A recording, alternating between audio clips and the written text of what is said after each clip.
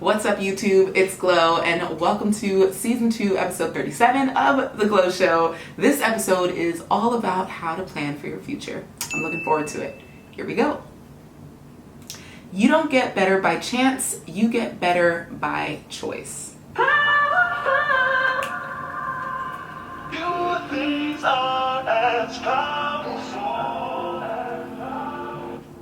Hello, and welcome to The Glo Show, Season 2, all about you, where I help you navigate a new area of life, business, or social media. As a bumbly... Hello, and welcome to The Glo Show, Season 2, all about you, where I help you navigate a new area of life, business, or social media. As a bubbly, introverted empath who has dedicated her platform to education and service, I'm honestly learning as I go, but sharing my lessons along the way.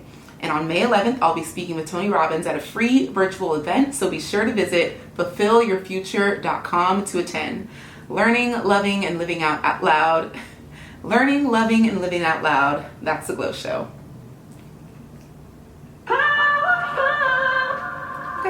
Okay. Your things are as powerful.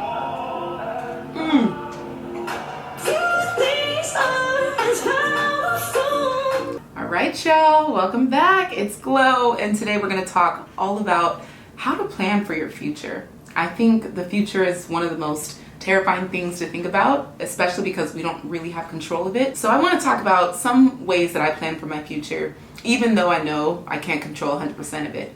As an Aries, as someone who is a recovering control freak,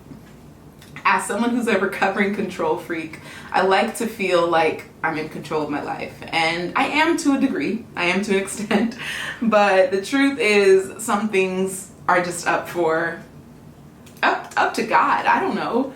What's the quote? If you want to make God laugh, tell him your plans. Like, cool. But no, let's get right to it. We're going to make episodes shorter this season, so we're going to get right to the meat. The first way that I plan for my future is I find a person or community with a similar mission. That's super important. Finding a person or a community with a similar mission.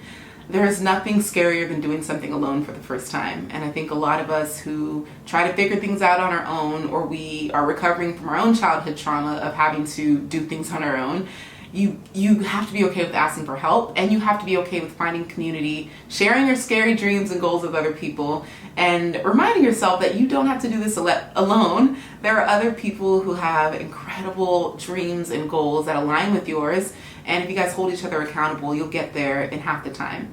Another thing is when you're doing something with a community or with an accountability partner, you're able to see things from like a third perspective. You have your own perspective. You have the perspective in which you're trying to lean into.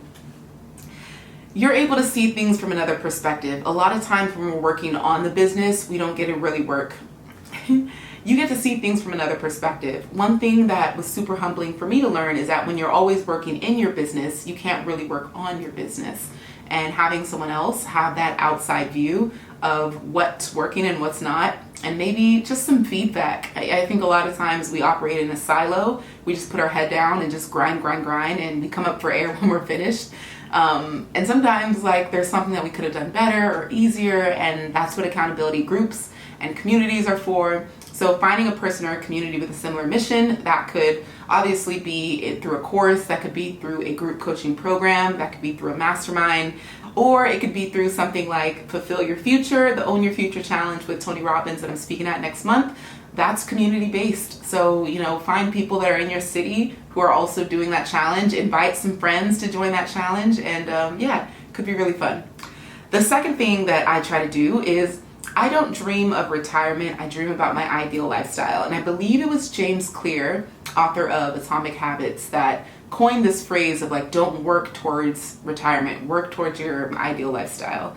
And my ideal lifestyle is traveling 3 to 6 months a year and then busting my butt, producing, creating, teaching, serving for the other half of the year, and that type of work-life balance not only excites me, but it fuels the crap out of me. It makes me want to work even harder because there's nothing more exciting than kicking up your feet on a beach when you know that you busted your butt to deserve it. So I always try to think of like, what does my ideal lifestyle look like? Because retirement, I actually tried it last year. It is boring and it feels very lifeless, and I don't think I'm ready for that. I could retire early, but I personally haven't found joy in it. So for anyone else who feels like they're working towards retirement, I encourage you to find something that brings you more fulfillment so that you can continue doing that even when you're ready to retire, if that makes sense. The next thing I do is I have weekly, monthly, and yearly goals, and I write those daily.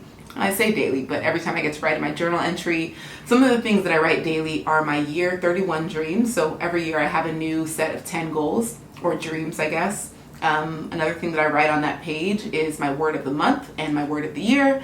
And then of course my weekly goals, my monthly goals, and my yearly goals. So it sounds like a lot, but writing it like this every single day, or at least every time I journal, which is up to 5 to 7 times a week, it helps me stay connected to my future.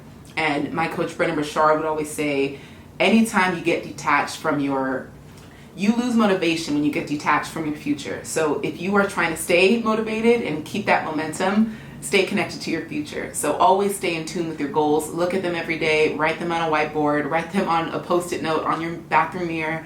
Something, but you've got to stay connected to it.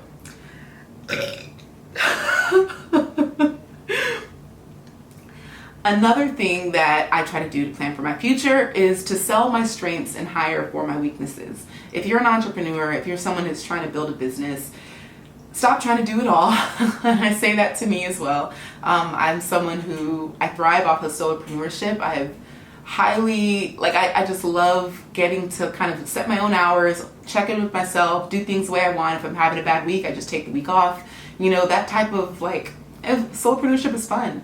But moving into this next chapter, I'm like, all right, Glo, there's a lot of things, your blind spots, your lack of organization, your lack of discipline sometimes, your lack of workflow, like all of these things you have to hire for. So sell your strengths, but hire for your weaknesses. The things that you do really well, that's what your content and your products are created around. But the things that you struggle with, instead of trying to beat yourself up for it, just hire out, delegate. And if you're someone who's saying, well, I don't have the funds to hire that out yet or delegate, it should almost motivate you to work twice as hard so that you can have those funds. And a lot of times when you do have help, you're able to cover their costs because you're able to work smarter and more efficiently, if that makes sense. The next thing is you want to ask yourself, are you being ambitious or realistic with your goals? And ambition is one thing. Ambitious is not realistic. Realistic is practical.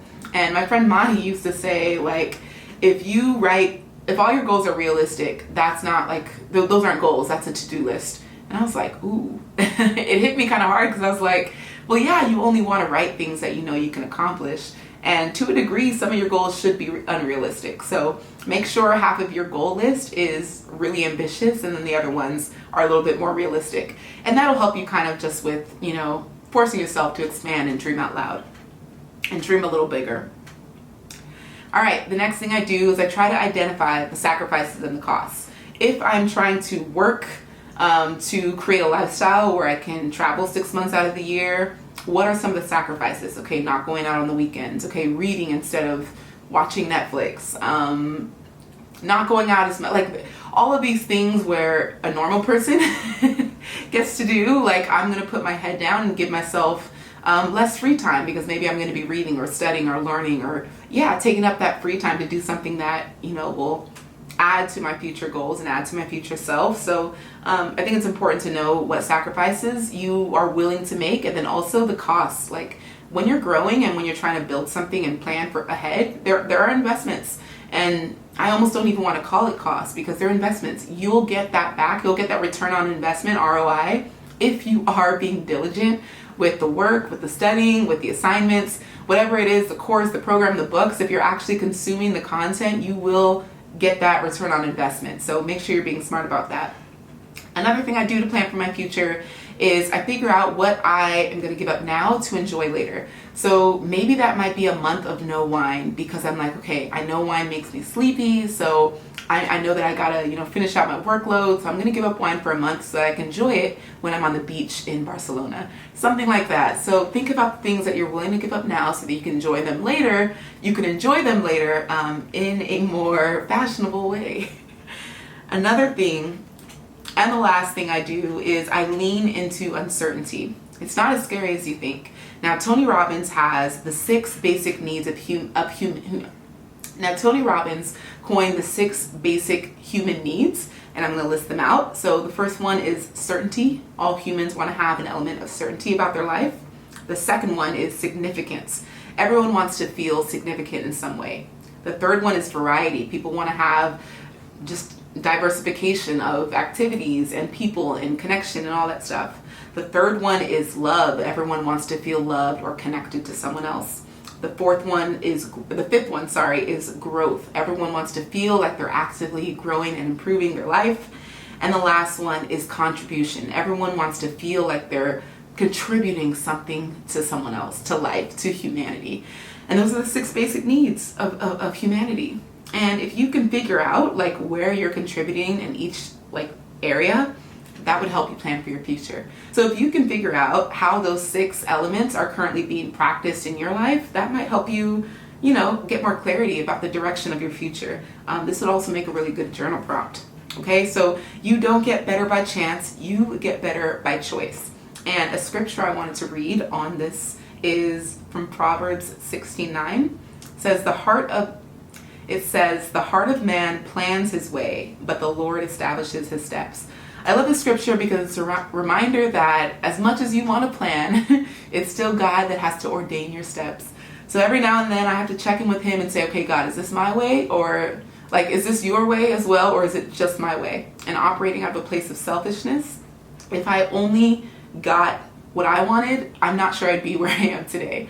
So I personally have to check in with God and make sure he blesses my goals and my plans so that I'm not operating out of a place of just selfishness, honestly, because if we are on this earth living for ourselves, that's not his will, that's not his mission. We have to constantly think about the bigger picture, the bigger message, the bigger mission, all of that. So I hope you guys enjoy that. The next section of the podcast, we're talking about what I'm currently doing. So what I'm currently reading, Well, That Escalated Quickly by Francesca Ramsey, and she is an accidental activist and someone who I truly admire because she was able to honestly carve the path for what I'm able to do today with my social media platform. So I really appreciate her and her honesty in that book. What I'm currently thinking is that I eat too much sushi. What I'm currently buying is a laptop stand. I found it on a Facebook ad. I've bought way too many things off Facebook ads. So to anyone who has a business and wonders if they work, yes, I'm like sold 90% of the time. I'm so impressionable. What I'm currently learning is that I have more energy when I schedule my breaks ahead of time. What I'm currently manifesting is an incredible encounter with Tony Robbins. I still can't believe I get to meet him next month.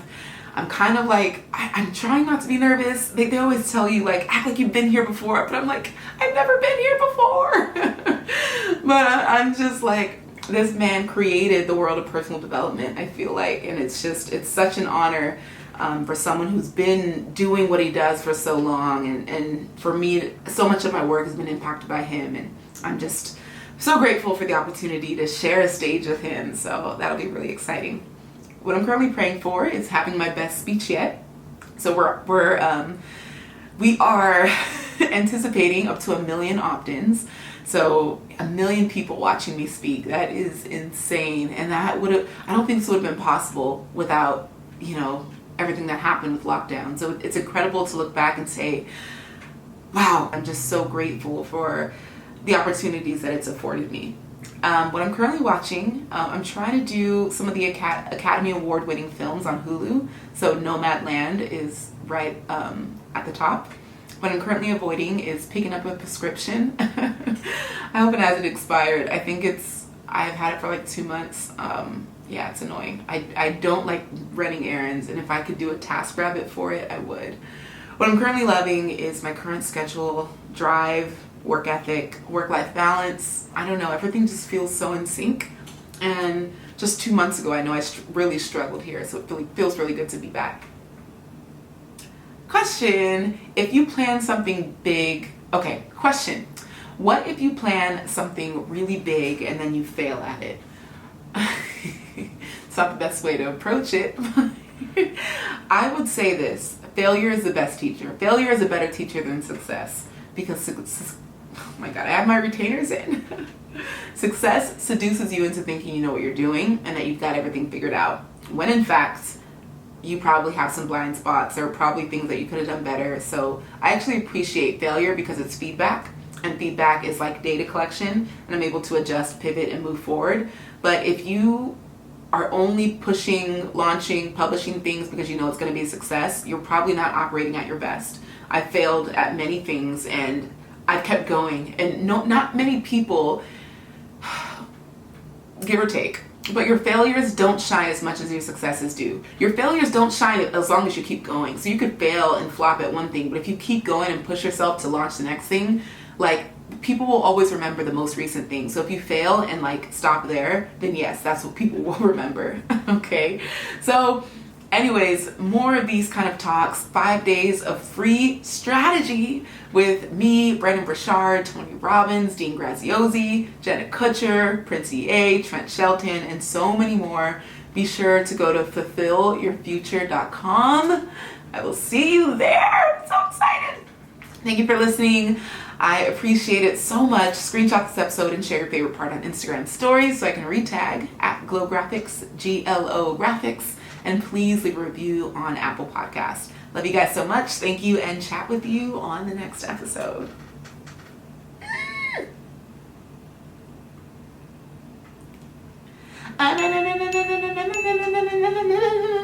We did it, YouTube. We did it, YouTube. Thank you guys for watching. See you on the next episode.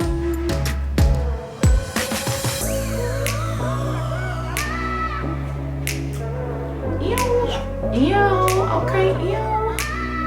Holla. Ain't nothing but a hoochie mama. She ain't nothing but a hoochie mama. Ain't nothing but a hoochie mama. She ain't nothing but a hoochie mama. Ain't nothing but a hoochie mama. She ain't nothing but a hoochie mama.